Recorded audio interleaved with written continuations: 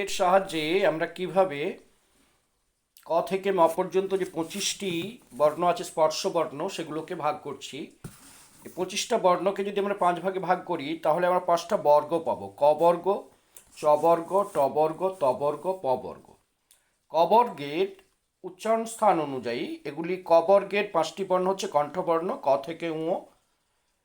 চ বর্গের উচ্চারণ স্থান তালু অনুসারে এই চ থেকে ঞ পর্যন্ত তালব্য বর্ণ।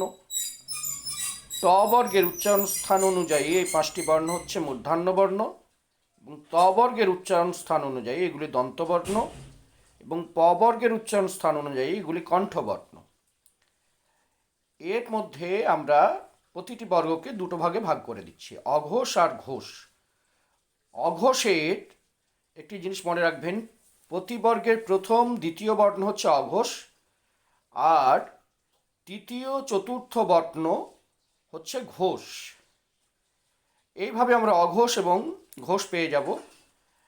আর অঘোষের অল্পপ্রাণ এবং ঘোষের অল্পপ্রাণ এটা আমরা কিভাবে নিব? প্রথম এবং দ্বিতীয়, অর্থাৎ প্রতিবর্গের প্রথম এবং দ্বিতীয় হচ্ছে অল্পপ্রাণ, আর প্রতি বর্গের দ্বিতীয় এবং চতুর্থ হচ্ছে মহাপ্রাণ, আর প্রতি বর্গের পঞ্চম বর্ণ হচ্ছে নাসিক্য বর্ণ।